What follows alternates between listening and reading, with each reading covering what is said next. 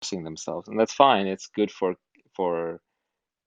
social networking, for forming community and forming bonds, but it's not great for learning. And I'm much more into learning most of the time.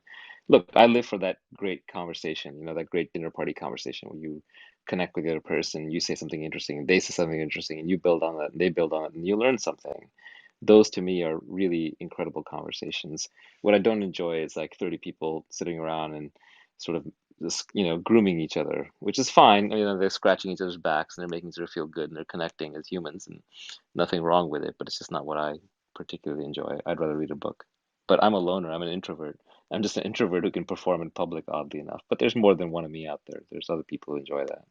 So when you come on Clubhouse, do you feel like you need a lot of time afterward to recharge? Yes, like afterwards I go read a book or, just do yoga or meditate or go to sleep. Like this is, well, look, there's a classic definition of extrovert and introvert, right? Which everyone's used to. Extroverts being people who gain their energy in public and introverts being people who spend their energy in public and regain it in private. And I don't know what the correct actual delineation is, but that one strikes me as incorrect and too shallow because I'm definitely an introvert under some circumstances, but I'm also an extreme extrovert in other circumstances. So, and I know other people like that. So I think I can gain energy in the correct environment. Maybe it just comes down to play. Anything you're having fun in is not exhausting. Anything you are not having fun in is suffering, right? Look at all the people who go to work and work hard all day and they hate it and they come back and they're exhausted, but yet they can jump into a video game and immerse themselves into a video game. And on an objective basis, a difficult video game is just as much work as quote unquote real work, but yet it's not exhausting because there's no suffering in the video game. The stakes are low. You don't feel stressed about how things are going to go. You don't feel, you don't care much about the outcome. So you can let go. And when you let go and you don't care about the outcome, you don't suffer as much. So I think the extrovert introvert delineation is probably too shallow. It's too neat. It's like Myers-Briggs, there's 16 kinds of people, or astrology, there's 12 kinds of horoscopes. It just doesn't begin to capture the combinatorics of human DNA. There's 7 billion people on the earth. You'll never find any two who are vaguely similar. You won't be able to substitute anybody for anybody. So in that sense, yes, everyone is a unique snowflake, much more than a snowflake, actually. More like the most intricate jewel ever designed through DNA, which is actually, technically speaking, a crystal because it doesn't actually break down as it transfers through generations. It survives pure and replicates purely. So DNA is kind of a crystal, an analogy.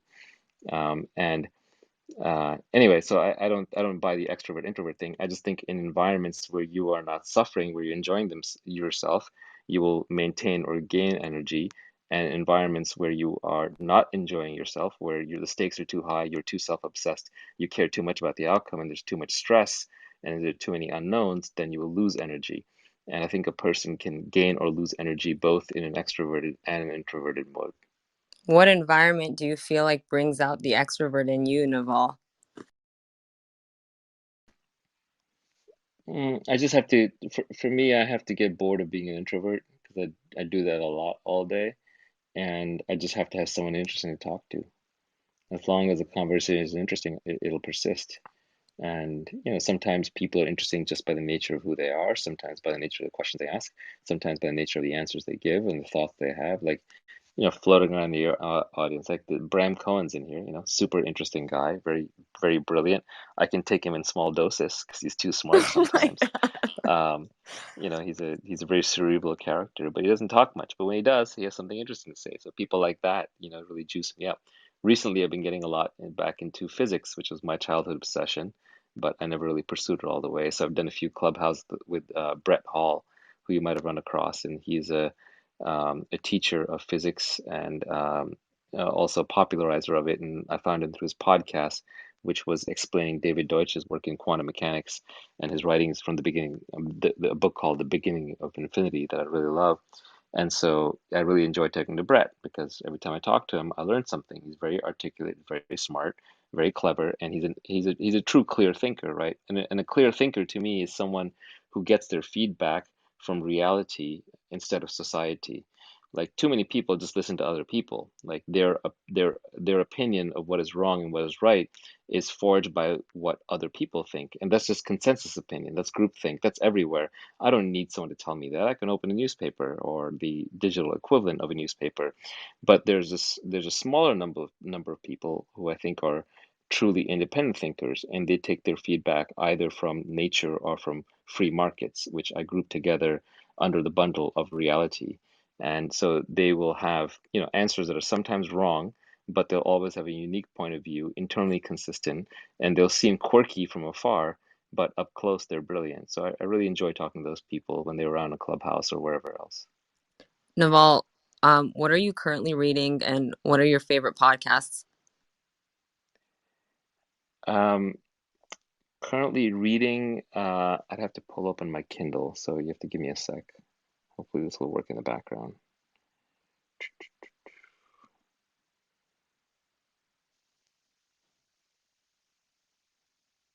So, I mean, the short answer is there's a book called The Beginning of Infinity, and there's a counterpart to it called The Fabric of Reality, both by physicist David Deutsch, but he's also not just a physicist, he's also done a lot of work on the philosophy of knowledge, the theory of knowledge, and that goes by the fancy word of epistemology.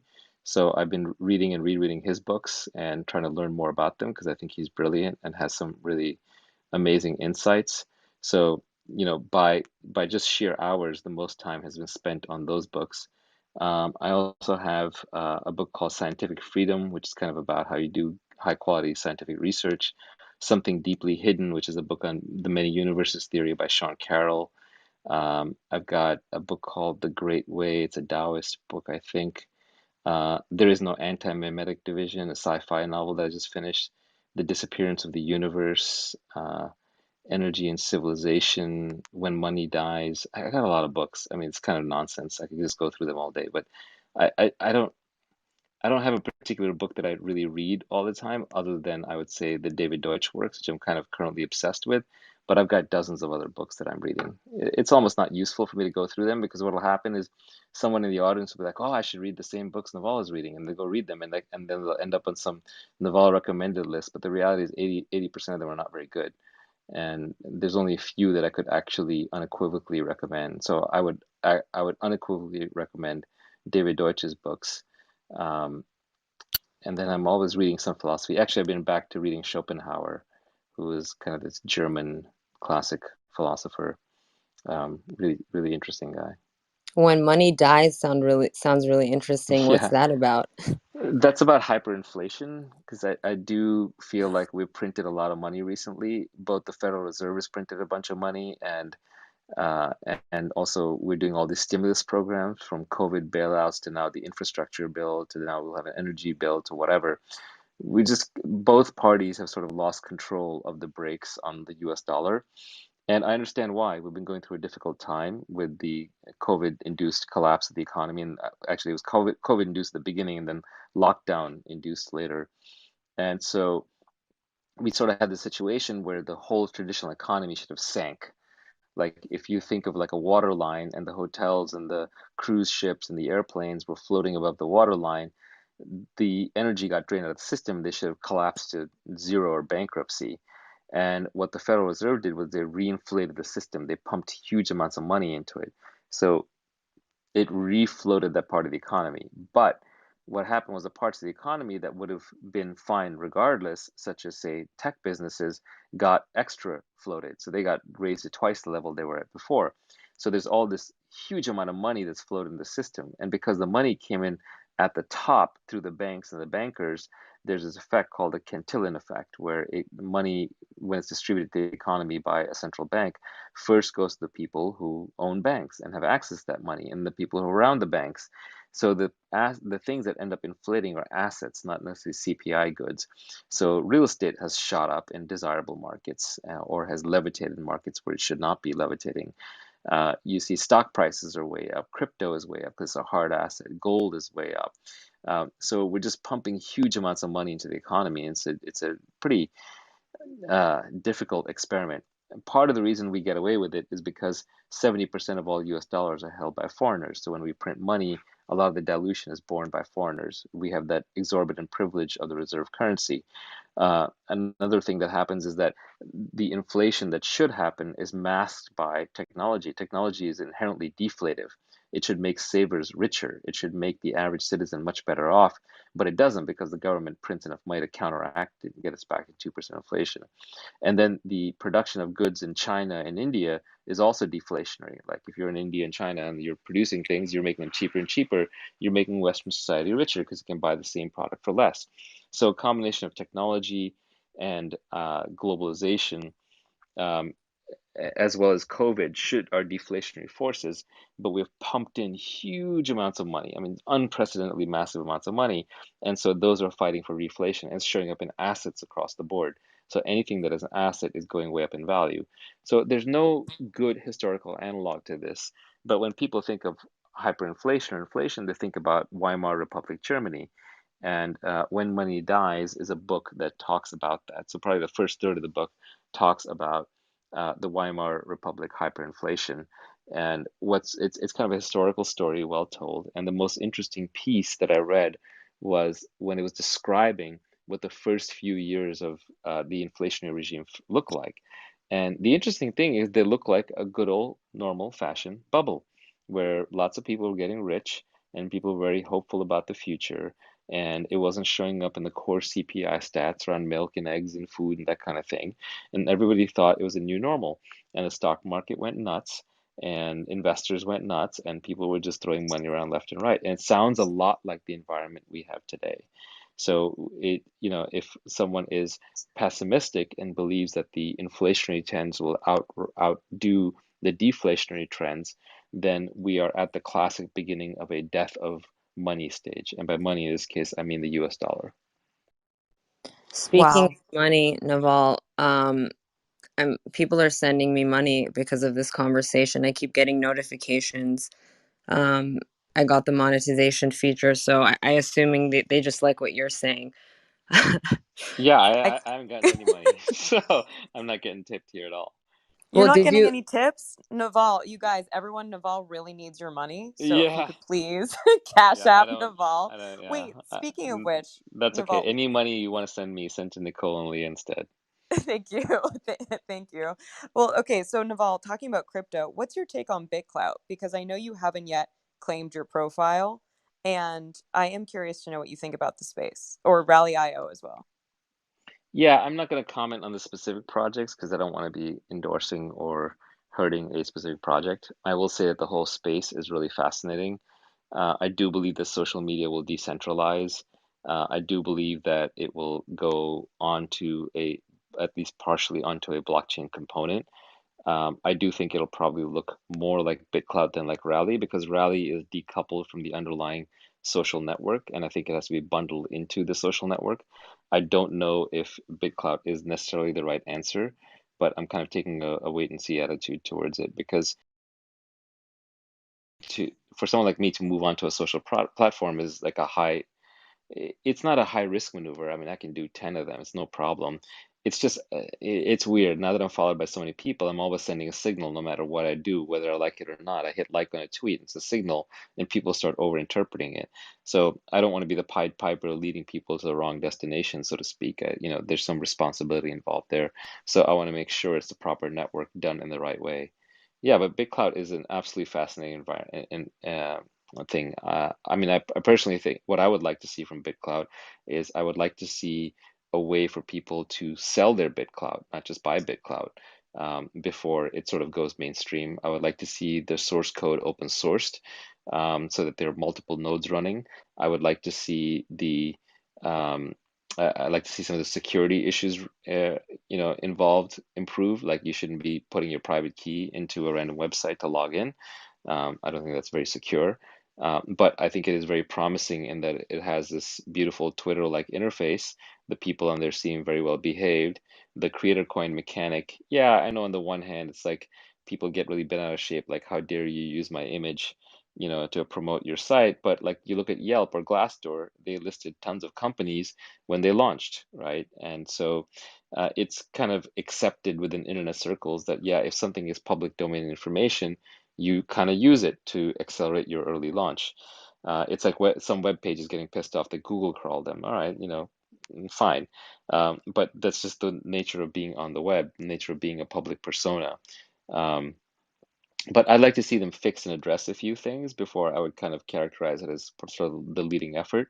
But it is very promising. There are parts of it that are well done, and I think there are a bunch more coming. So the most interesting thing about something like a BitCloud, assuming they open source the code, when I look at these decentralized social networks, I think there's four things that they do that uh, the centralized social networks don't do.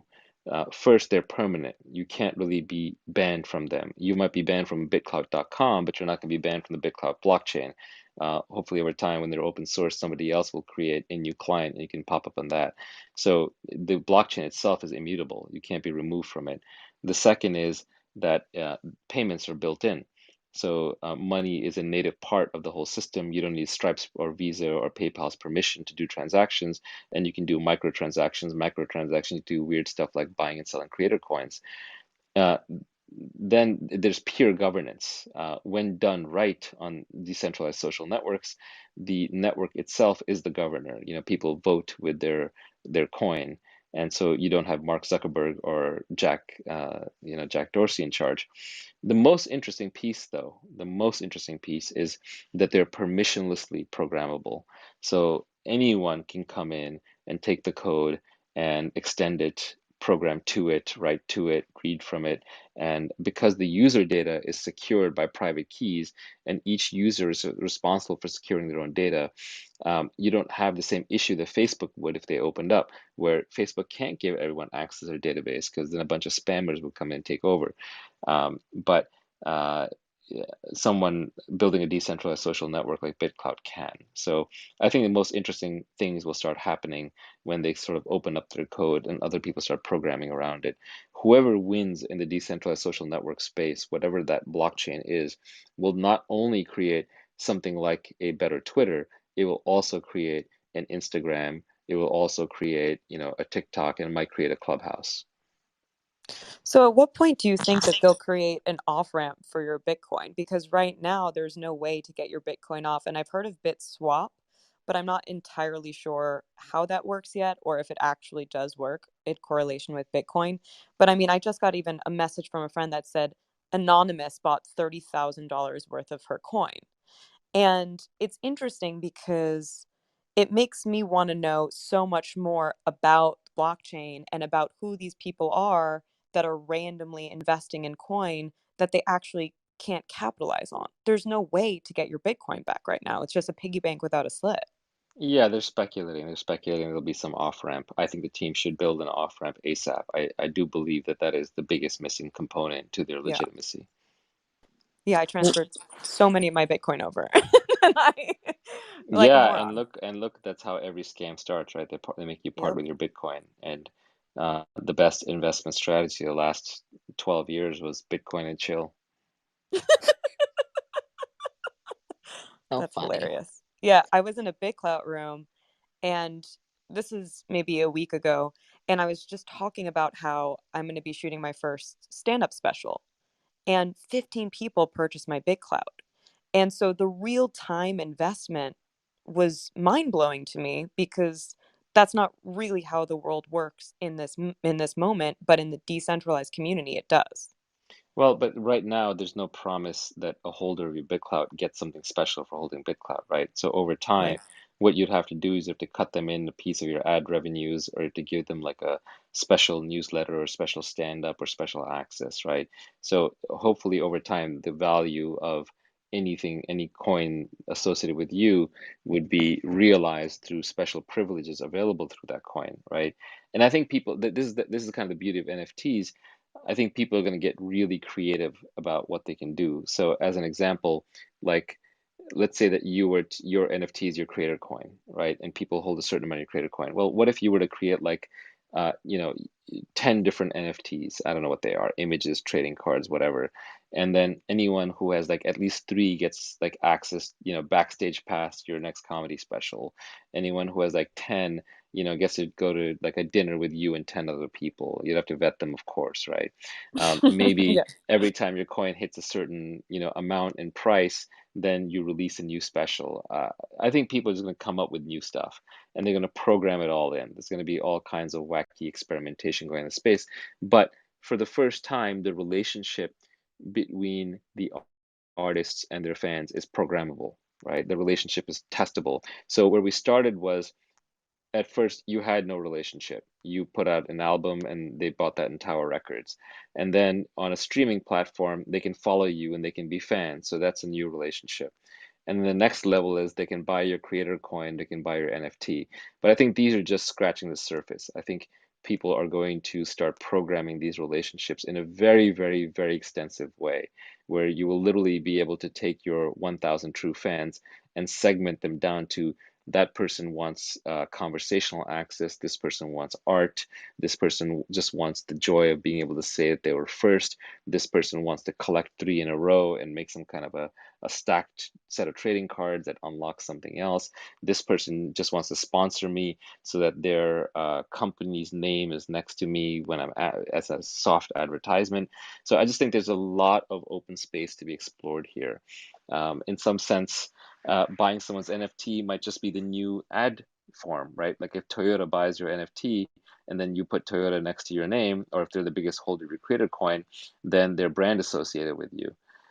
So I think NFT brings programmability to this fan and creator relationship, and we're going to see how people program that and experiment with that. And then at some point, something in there will work, and it'll be weird and unusual, and we're all going to look back at it and say, "Yeah, how could it have been any other way? Obviously, that's how it was going to work."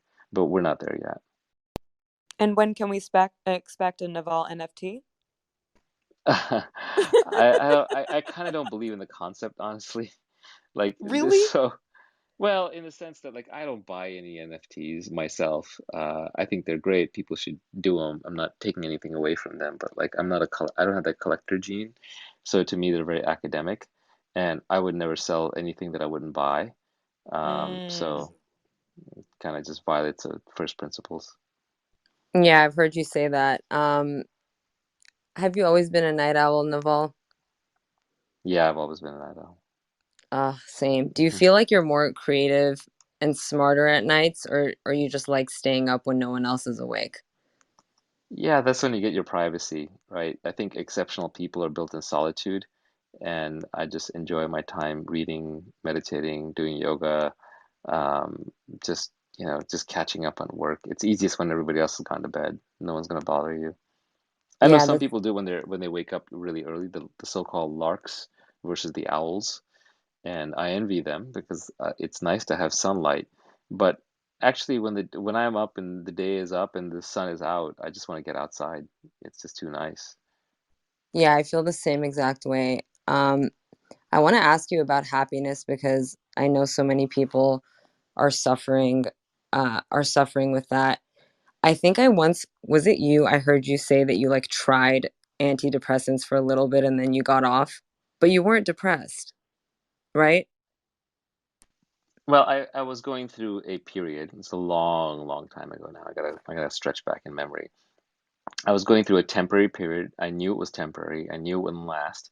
And I just read that book. I think it was called Stumbling into Happiness, or maybe I read The Happiness Hypothesis. I think it was The Happiness Hypothesis. And the Happiness Hypothesis basically said there are only three proven ways to kind of be happy. And I forget exactly what all of them were. I think one of them was cognitive behavioral therapy. Another one it said was antidepressants and pharmacological substances, and I actually forget what his third point was. Honestly, I don't think they were very good. At the time, I thought they were good. Now, in hindsight, I don't think those were what I follow. But I was curious, so I said, okay, let me try this. So I took an antidepressant for 6 weeks. It was one that takes 6 weeks to have effect, and I noticed at the end of 6 weeks that it turned me from a slight pessimist, which is where I was naturally at the time, to a slight optimist. And I was like, wow, this actually works. Did But you then I feel stopped. very, did you actually feel very depressed when you were younger? I would say I didn't grow up happy. I was a pretty unhappy person. but kind of for all the wrong reasons. One is I just didn't value happiness. I had other things that were way more important to me. So Like, it just, well, like any desire will cloud your happiness, right? Think of happiness as your natural state. It's like the sun shining, but any single desire is a cloud covering that sun. And most of us have many, many desires. So those clouds cover the sun, in many cases, completely block it out. And sometimes you have so many unresolved desires and issues and anxieties that they just completely blot out the sun, and it does it for years at a time. Then you lose track of why you're doing it. So I don't think one should necessarily give up on their desires. You're a biological creature walking this earth. You're going to have some desires, have some fun along the way. But just if you realize that your desires are what blot out the sun, then you just want to be very, very careful which ones you have. And if it seems dark and gloomy, it's because you have too many desires running at this moment in time. So it's more just kind of an observation. And it's not to say that I don't, and I would, it's rare for me to be to be unhappy these days. And it's, I would have to stretch far back into memory to find the last time I was genuinely unhappy. But at the same time, it's not like I'm happy most of the time. That's not a sustainable state either. What I more go for is calm and peace, because peace, can be converted to happiness at any time. I think I said this before, but I think peace is happiness at rest, and happiness is peace in motion. So if you are living a very peaceful and calm life, but then you engage in activity, you will naturally find that that activity is happy. Although if you set out to be happy, you won't get there. It's kind of one of the ironies of the loaded word called happiness.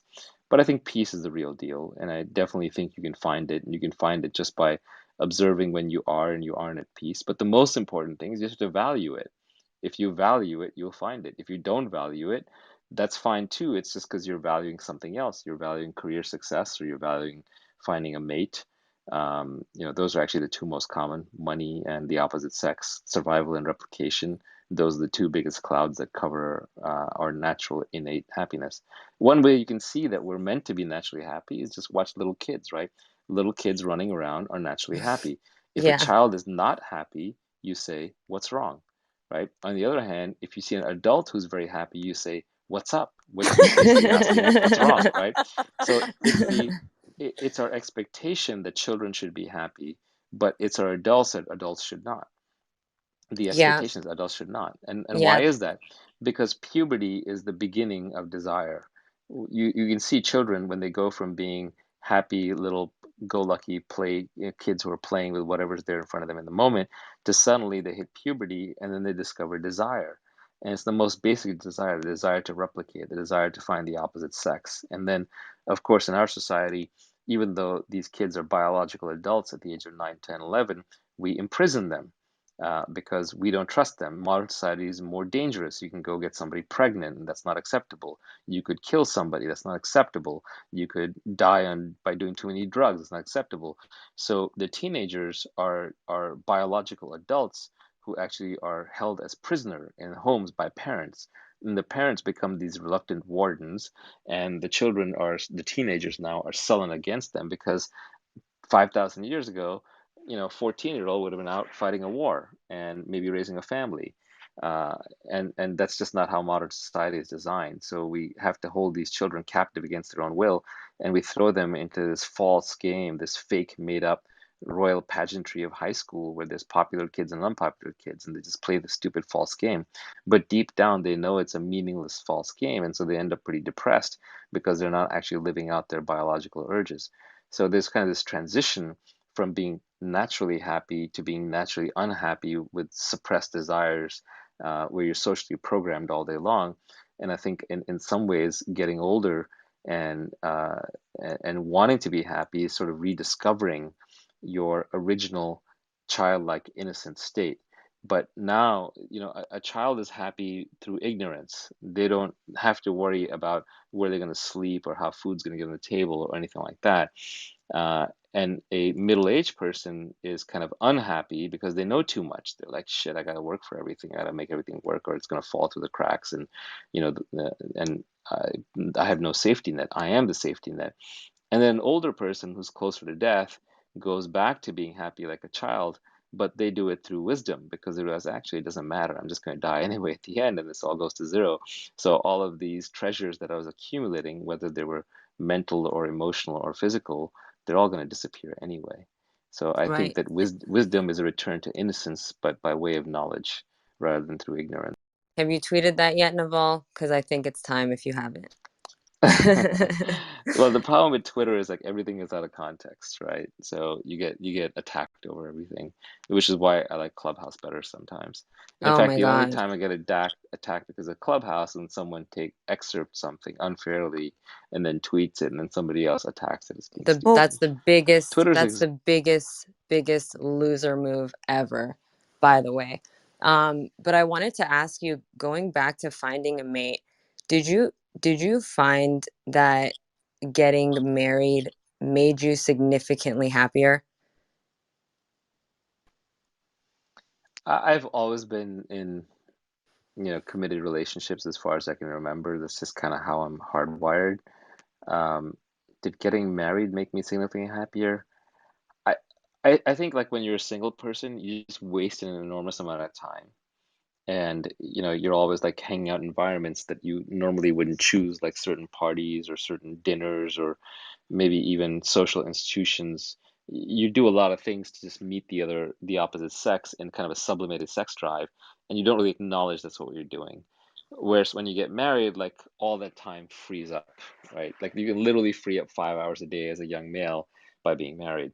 On the other hand, marriage itself takes effort, and having children takes a lot of effort. So it's not like you get that free time to just be yourself. You have to actually go do something. I mean, you have new responsibilities that take that over. I think, look, marriage is a vehicle ultimately for having children, right? So I know there are people who kind of get married and don't plan on having kids, but I would question whether marriage is the best route, because no matter who you're with, they could be the most interesting, attractive, perfect person in the world. You're going to get bored of them after a decade. It's just human nature, especially if you follow this Disney romantic philosophy of you have to get everything out of one person. That just doesn't exist. We have multiple friends, right, for our intellectual endeavors. So I think that uh, ultimately the point of marriage, at least the biological point of marriage and the historical point of marriage, is to have children. And what is the point of children? Well, you're here because you're children, so it's a self-fulfilling tautology. But also, I think children give you the unique opportunity to genuinely love something more than you love yourself. And I think that is really important for being happy, because the moment you love something more than you love yourself, you're no longer self-obsessed. You're no longer thinking about yourself all the time. And the source of misery is thinking about yourself all the time. It's being overly, involved with self. Like people who are depressed, they shoot themselves in the head, because that's the thing that won't shut up. A depressed person's mind is talking to them too much, not too little. It's a Zen monk whose mind is relatively blank, and so you have to find something bigger than you in life eventually. And if you don't, you'll blow yourself up. Maybe not physically and literally, but probably mentally. And so that could be children, that could be God, that could be a cause, that could be some personal spirituality, that could be some movement, it could be some circle, it could just be the 20 cats that live in your apartment and you love them to death. But whatever the heck it is, you got to love something more than you love yourself, because if you don't, you'll blow your brains out. That's so true. My most miserable friends are always thinking about themselves, and the world revolves around them. Um, and and then you also find that people who dedicate their life to service are are not depressed at all. Like you'll never see someone working in a soup kitchen, Yeah. serving Oh, homeless people. I want to be very careful here, though, because I do know people who are very hedonistic and very happy. Hmm. And I do know people who are like committed themselves to feel good, look good service and are very unhappy. So it's not quite perfect that way, right? Like it's not the case that the person in the soup kitchen is automatically going to be happy. I would say if the person who's in the soup kitchen working there to help people, they genuinely, deeply want to help people. They're not Oh, there for right. the social credit. They're not there to be seen. They're not there to be happy. They're not there that somebody will notice, oh my God, you're making a sacrifice in the soup kitchen. You're so good. Then I think they have a shot. But I think the person in the soup kitchen is hoping that they will be seen and stand out. they're needing validation from the outside and they're trying to fulfill that through working the soup kitchen, they're going to be miserable. The same way, someone who may be self-obsessed and hedonistic, but they kind of don't have expectations out of society sort of approving of what they're doing, that person is free and may actually end up very happy. So I think we have to be very, very careful anytime that our notions of what is good for the individual line up with what is good for society. If you see like, oh, that person's behavior is good for society, usually it's actually bad for that individual. In fact, the whole point of social programming is to say to somebody, hey, I know you want to do X, but you got to do Y because X is selfish and Y is good for society. But anytime you see that something lines up very neatly where something looks like it's good for the individual and good for society, it's probably not true. Wow. Are you familiar with Johan Hari? No, I don't know who that is. Um, he was actually on Rogan, I think once or twice, but he talks about this too, and he made that exact distinction where if you're doing something and there is intrinsic motivation, uh, you're you're likely to be happier than if there's extrinsic motivation, meaning you're doing it to please society for approval, things like that. So yeah, I didn't make that distinction, and it's a very important one. So, Naval, what kind of meditation do you practice? I just sit there with my eyes closed and back straight and try to do it for an hour a day, but these days I've been doing more 40 or 50 minutes per day. So, It's do you have a, it's yeah, it's oh, a it's, no effort thing. You just kind of let your mm. mind do whatever it's going to do. You don't push it in either direction. You don't push it to be more thoughtful or more quiet. You don't pursue thoughts, but you don't shut them down either. You're kind of just hanging out. Do you have a special space that you go to? No, I mean, I have a room, but it's not like some holy room with incense and There's no actually that's shrine? well, I'm in that room right now and it's all candle lit and fireplace lit, but that's just because I like the lighting. There's no magic to it. There's no ooh magic to it. Look, if meditation is real, uh, if it is real, uh, it should be doable by anybody anywhere because it's literally the art of doing nothing. Any creature can do nothing. It's like the most basic thing, just do nothing. And anyone should be able to do it and should be able to do it in any place at any time. If you need a special mandala or a special cushion or a special sarong or that's not real. That's just human man-made usual bullshit.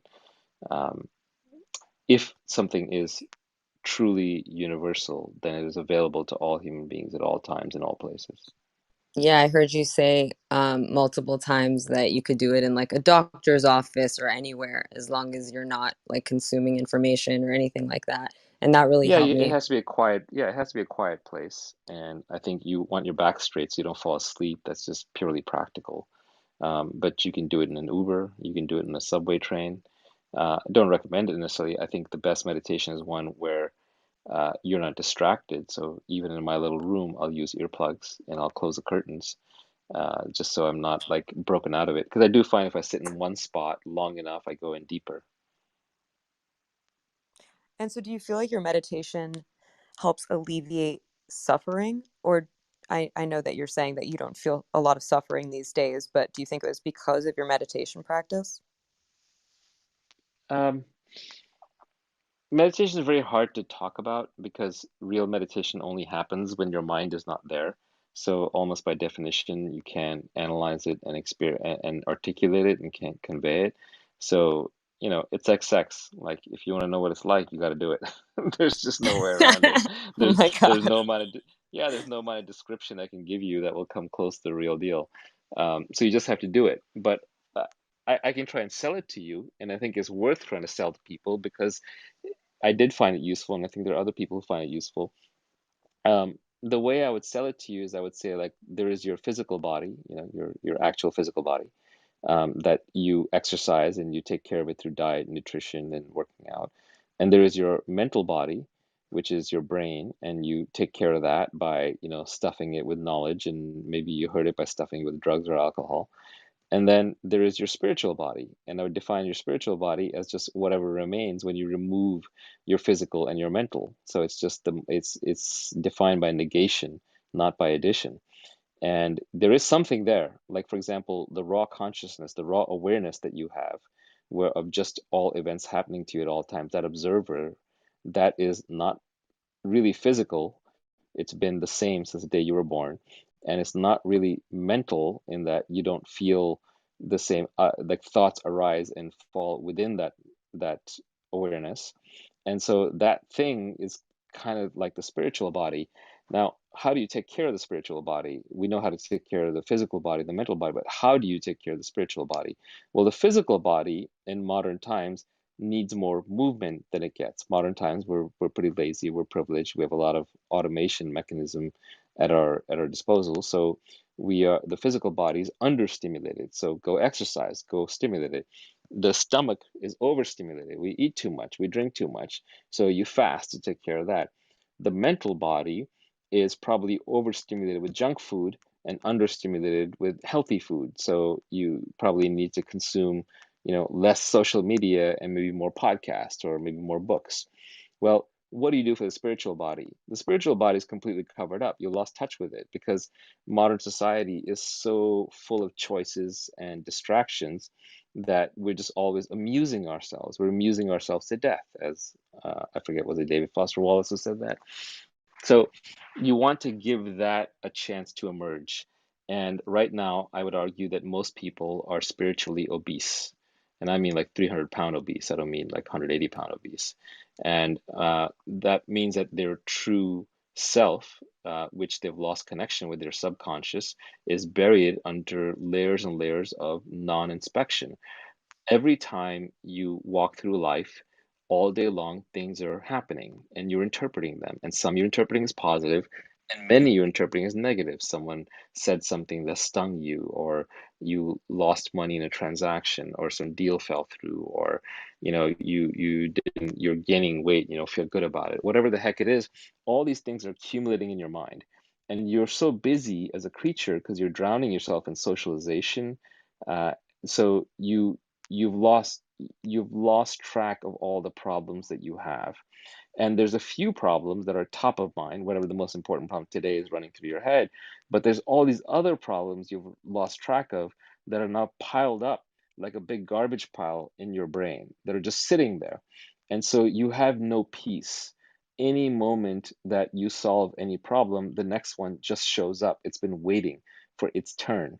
And even when you think you have no problems, there's just this persistent, non-specific anxiety that you have because of all these unresolved issues. It's like an inbox of emails or WhatsApp messages or text messages that's hundreds deep and just sitting there and you haven't read them. And so it's just creating this recurrent anxiety inside of you and you don't know where it comes from. And at the very least, meditation is a self-therapy where you just sit there and you listen to yourself until you either resolve all of these issues or you get so tired of them that you flush the whole thing, select all and delete, and then you can start with a clean slate.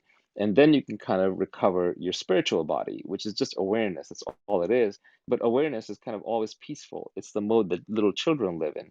They live mostly in awareness with the occasional thought, as opposed to adults who live entirely in thought with just the occasional glimpse of awareness.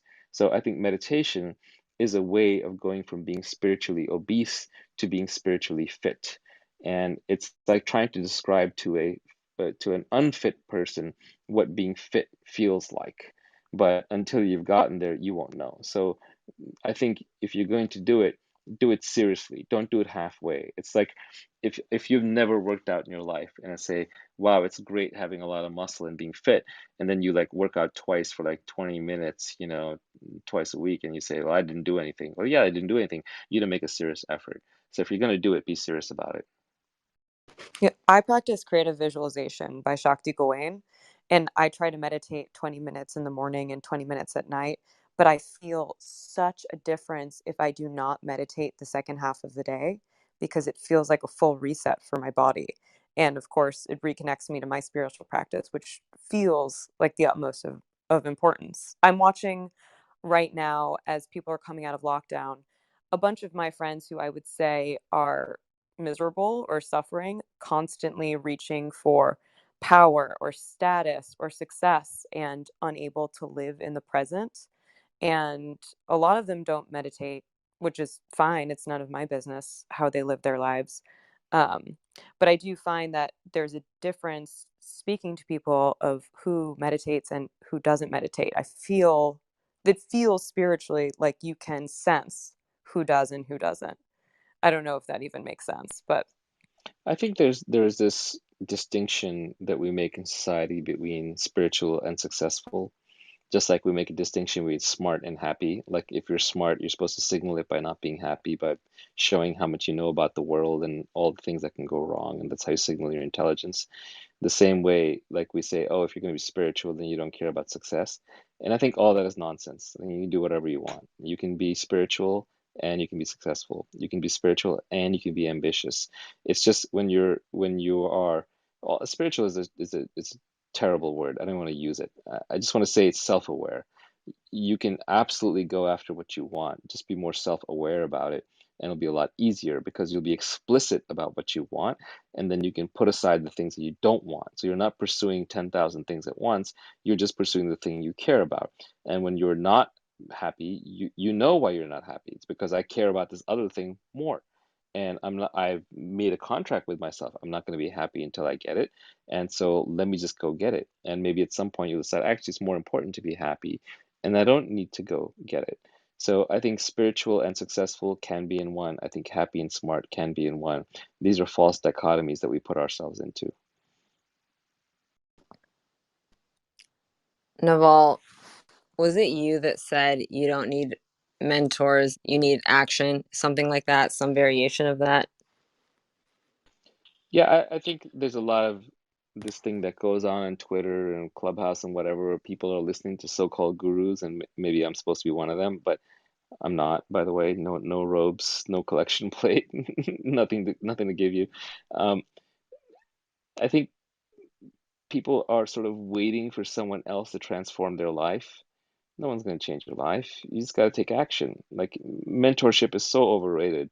Um, yes, you can take inspiration from other people, but guidance, you're living your own very unique life. You're in your own unique timeline with your own unique DNA, having your own unique experiences.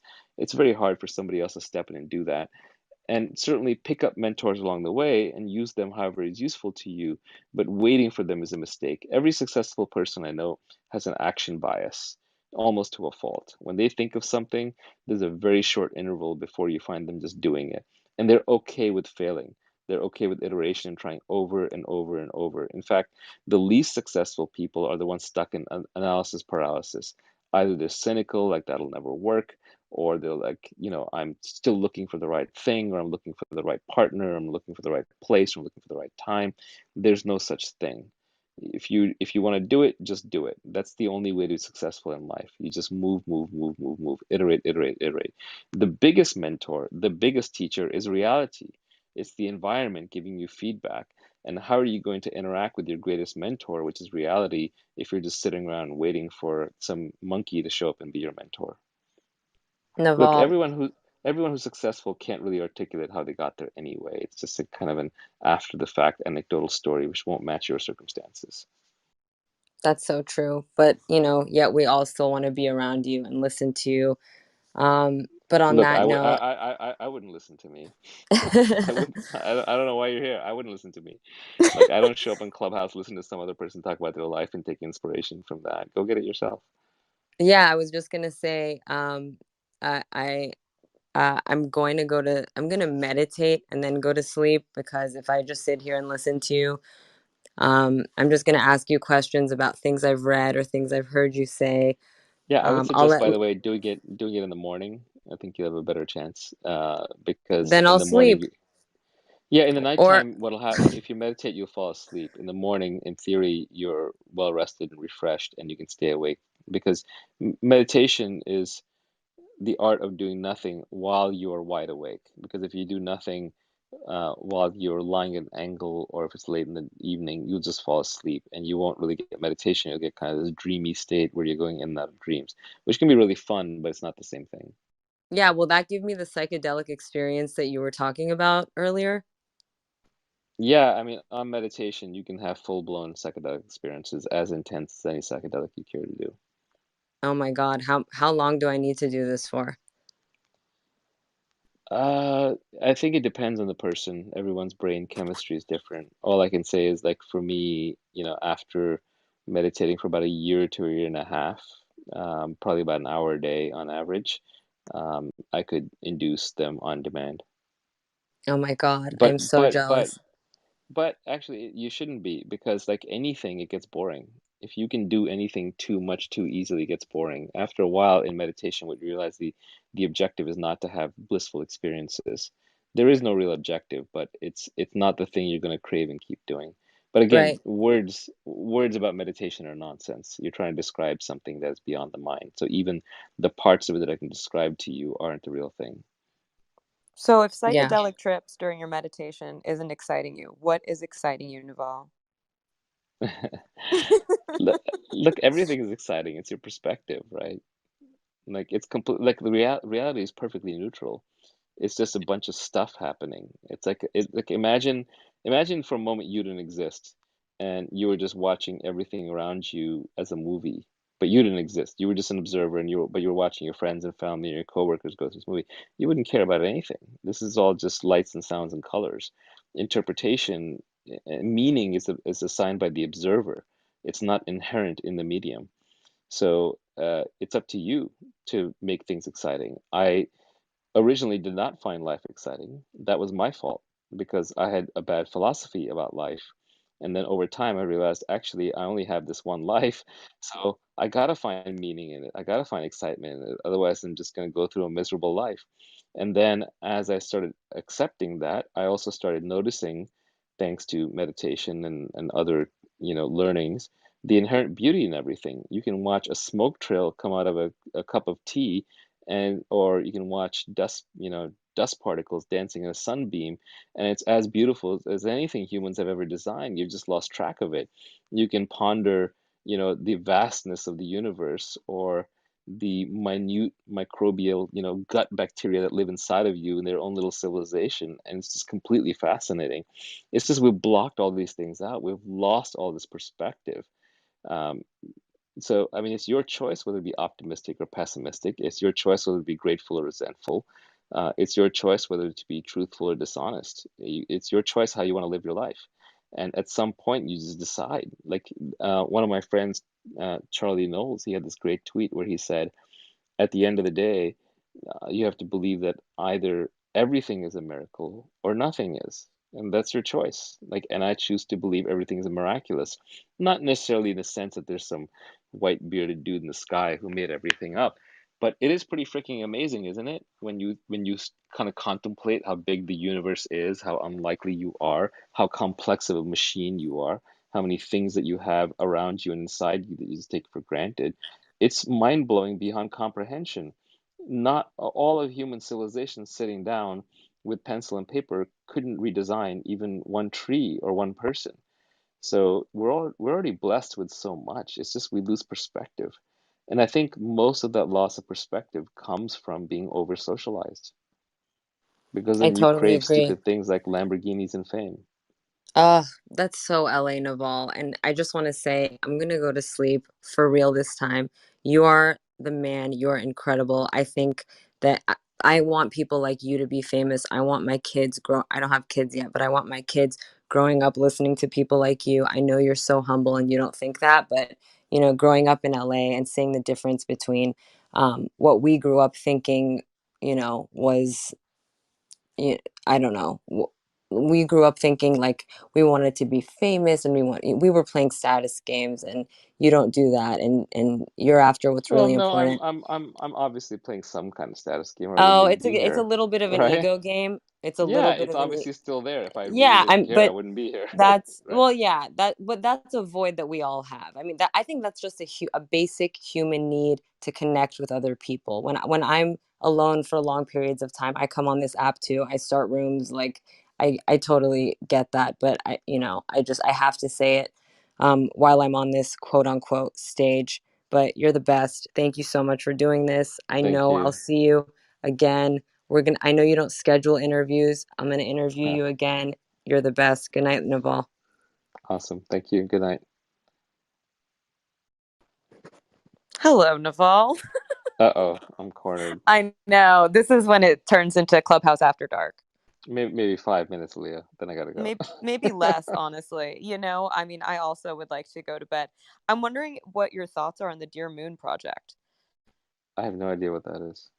Oh boy. Okay, so this Yusaku Maezawa is financing a SpaceX Starship, a private space flight going around the world.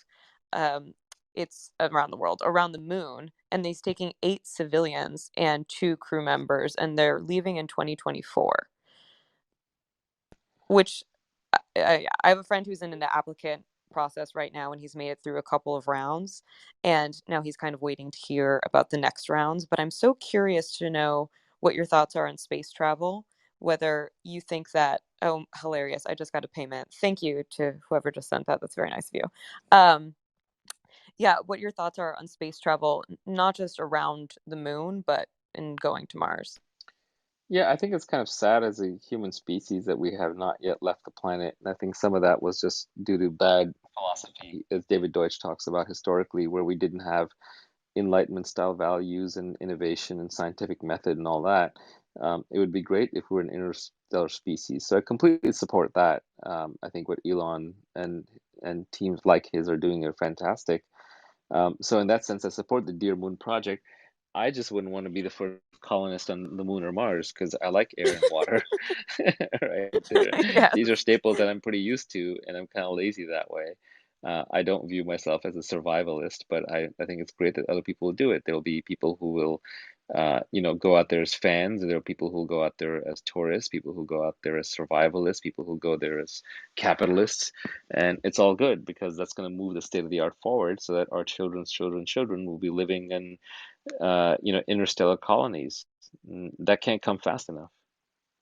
It's a great future. I wish I'll be around to see it, but I doubt it. You don't think that we'll be able to upload our consciousness to new bodies by then? I think the actual pace of advancement, if you look at it in medical sciences, is so disgustingly slow that I think it'll take a minor miracle to do too much. Like there are some true miracles in modern medicine, like for example, vaccines, antibiotics, dentistry, LASIK. These are like real advancements, but at the same time, like there's a whole bunch of things that we just haven't solved. We can't even figure out the basics in diet, for example. We can't agree on whether cholesterol, is a symptom or a cause, or in fact, most biomarkers are symptoms or causes. I don't think we understand the human body well at all. The fact that surgery even exists, and God bless surgeons, but the fact that like they cure your cancer by literally cutting that body part out just tells you we have a long ways to go. And there's a future society that will look back on that and say, wow, that was pretty barbaric. That was like bloodletting, but it's just all we had at the time. And then we don't have serious anti-aging research, nor do we have serious anti-aging compounds in development. There's a few companies starting to do it now, but uh, to the extent that we get any extra years, they're tacked on at the end. So, instead of living to be 80, you live to be 90. But sort of that middle phase where you actually want to live, your 20s and 30s, right? We're not getting any more of those. So I'm not that hopeful about it. Nor do I want my consciousness uploaded forever to a device. It raises all kinds of philosophical issues of first, is that really you? Second, do you really want to exist forever? Third, if they can upload my consciousness to a device, then there's nothing to stop them from replicating that consciousness and creating a million copies of me. And next thing you know, teenage kids are like torturing that consciousness for entertainment purposes, right? So there's all kinds of questions that are raised. I don't think we're anywhere close to it. I don't think the technology is even knocking on the door of that. We don't even know what consciousness is, let alone know how to upload it. Okay, so there are a couple of problems before we get there. Naval, can you start making a concentrated effort to work toward this or Well, I'm passionate about fundamental physics because I'm a failed physicist originally, and I think physics and breakthroughs in physics create entire industries and technologies that push the human race forward. So I'm going to be doing some stuff in that domain. That's kind of my retirement job, because I think that is what can actually create the greatest good for all of humanity in a very objective way that no one would, would take issue with. So that's kind of what I'm working on, but it'll take a while before I'm ready to talk about it too much. And how does it feel knowing that you sold 1,200 copies of The Beginning of Infinity in this session alone? Well, the book's been sold. I know I didn't because the book's been sold out for quite a while since I All started right. podcasting about it. Brett Hall and I did some podcasts on it, not sold out everywhere. But it's an amazing book. It's the first three chapters, though, that are on epistemology that are really worth understanding. It's not the, I would read that book like you read a mathematics textbook. Like after each page, stop and make sure you actually understand it and think through it and talk about it and sketch it or go listen to podcasts about it or debate it with your friends. Because it's a philosophy, it's a way of thinking that I think, if absorbed, will actually literally make you smarter. But those first three chapters are not an easy read, and anyone who says who got through them in a few days or even a week or a month probably haven't done it justice. So I'll have to read every page at least 25 times, is what you're saying. Which is actually, which is completely fine. Like when your brain hurts from reading a book, it's the equivalent of you're in the gym and you're exercising and your arms are hurting or your legs are hurting. So you just start with lighter weights and you do it over and over and over until you figure it out. So even when I was reading The Beginning of Infinity, there are chapters in there where I would get really confused, like the ones that are multiversed and quantum physics and some of those pieces, and those are more for physics geeks. Like you don't need to get to that part. I think the epistemology, the theory of knowledge pieces in the beginning are more general purpose. And then weirdly enough, he has some stuff on politics and art and beauty at the end, which are also pretty interesting and very accessible.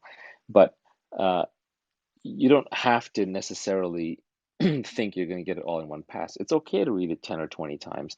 And this is how I encountered Brett Hall. He goes on Twitter by the name Talk Teacher, TOK Teacher. And he has this long podcast series, both on YouTube and on regular podcasts, where he goes through every single chapter in the beginning of Infinity and he explains it in a different way from his perspective. And he's very articulate and he's a very good teacher and he gives good examples. So there are other people out there that you can learn from. And then actually my current podcast is basically dedicated to the beginning of Infinity. And let us say amen. Okay, final question. Are you ready, Naval? Sure. Okay. Okay. I loved what you posted on your Instagram the other day. It was a swipe through, and this one says, work as hard as you can, even though who you work with and what you work on are more important than how hard you work. And I'm wondering if there are specific people and specific projects that you find to be more important than how hard you worked on them. Yeah, the general observation, so there's three legs of the stool to building anything. There's hard work, which is commonly acknowledged and recognized. And then there's the team, the people that you work with, and then of course is what you choose to work on. It's historically, if you go way, way back in human history, how hard you worked was probably the most important thing. Like you're cutting down a tree, whether you spend 2 hours or 4 hours or 8 hours on it, you get 2 hours or 4 hours or 8 hours worth of output in terms of logs of wood gathered. So in human history, we were very linear workers. In modern history, we're incredibly leveraged workers. So you can do something and then you create a piece of content and it gets spread over social media and it gets replicated a million times. Or you make an investment and your 1 minute of investment decision making effort is multiplied by $100,000 because that's what you've allocated. Or you create a piece of code or you ask someone to go do something else and then two people are doing what you asked them to do. So because of leverage, the impact of your decisions is far, far, far greater in modern society. But we're not evolved for this. We still think in terms of hard work, like, oh, it's going to take 10 hours a day, 15 hours a day. Well, look at Elon Musk or Warren Buffett. These guys are not working any harder than your corner grocery store owner or the person like delivering your UPS packages, but they're far more successful. So it is much more about doing the right thing. And then you also have to do it with the right people because we're very collaborative creatures. So if I had to actually order them, I would say first make sure you're doing the right thing. That's the most important. And spend whatever time it takes to develop the judgment and get the feedback and the conviction to make sure you're starting the right thing. But at the same time, don't get locked into analysis paralysis. Very often, the way to figure out the right thing is by doing the wrong thing over and over. So do lots of the wrong things, but iterate. After every time you get it wrong, stop, reflect, take feedback from nature, not from other people, because that's the wrong form of feedback. Take feedback from free markets and from nature because that's reality. Those are the representatives of reality. And then from there, iterate to the next version, the next version, the next version, keep trying. And then when you figure out the right thing to do, hopefully along the way, you also iterate with people until you find people that you're very impressed with, who are the best of the best at what they do, that have complementary skill sets that you trust and get along with. And then you pick the right people. And then after that, you still have to work super hard, but at least now your hard work is going to be rewarded by having done the right thing. Ask any poor entrepreneur who didn't find product market fit. The most important thing was picking that initial product into the right market at the right time. Afterwards, the hard work was a given. Check that box. You've got to work hard because there's always competition. But you didn't, it wasn't the hard work that made the thing possible.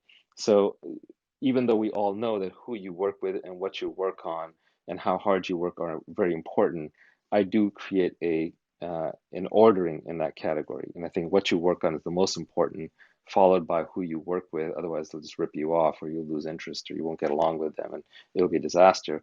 And then finally, at the bottom is how hard you work. But that doesn't mean that how hard you work isn't important. It's like a stool that would be missing the third leg. The stool would fall down. I think that how hard you work has been the part I've always focused on. And I'm just starting to realize that I need the other two legs of the stool. And I just wanted Yes, to, and they're more important. They're more important. which I'm starting to realize. And I just wanted to tell you something. I think possibly the last time we spoke, no, this was maybe 2 months ago. We were talking about husbands and how I'm impossibly single.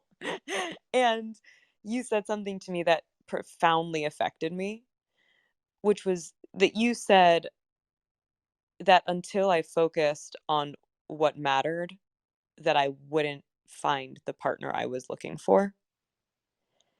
And Yikes, I don't remember any of this. I mean, I'm sure it's true, but I just don't remember what I say. no, So, no, no, this is, and what the thing was that I needed to hear it. And whether or not you actually sent the message you meant to send versus I heard what I needed to hear, I am so grateful to you because I just pushed so much further and harder on my work in a way that I hadn't before, and I got laser focused on it. And I just had several offers from different people to finance my first special. And I'm just very grateful to you. So, oh, that's awesome. Congratulations. Thank you. Thank you for remembering. That's fantastic. I guess yeah. that's why I get up here on these weird things because it actually helps somebody. And if it helps somebody, then I kind of feel, you know what it is? Like if you can help somebody by doing something and it takes you very little effort, then you're almost obligated to do it. You're right. You're on this earth with a very unique set of DNA, and I'm not actually doing anything. I'm just regurgitating something I read somewhere or some observation I made. It's just kind of passing through me. So if it can be useful to you and you give me feedback that it's useful to you, then I stay on. It's like on Twitter, there's always the haters who'll let you know how much they hate what you're doing. But there's also often this person who'll come up and very innocently say, "Hey, thank you. You know, something you said made a big difference." So then I'm like, okay, well, then I shouldn't stop. And so that's good. So I'm glad I was helpful. You know, other people were helpful to me. And, you know, that's just how life flows. So pay it forward, help somebody else. And I hope your special works out. I look forward to watching it. Maybe send me a Oh, ticket and yeah, I I'll was come gonna sit in the front say, row. yeah, I'm gonna invite you, of course. Oh my goodness. That'd be If you great. were there, it would be a perfect special. But yeah, Yeah. we're in talks about location right now, and one of the locations is an absolute dream. It's a theater on Broadway, which was my first dream, was to be a Broadway star. Haha. Apparently I Awesome. can't dance, Naval. Um, I've That's again Clubhouse. Nobody knows. I know if you could have 10 left feet, I would have 10 left feet. But anyway, I don't want to take more of your time. I've very much enjoyed listening Thanks and everybody who dropped in. learning. I don't know what you're all doing up at, this late at night, but that's great. Thank Fantastic. Thanks and thank everybody. thank Bye-bye. you for the feedback, Naval. Thank Good you. Good night. Good night.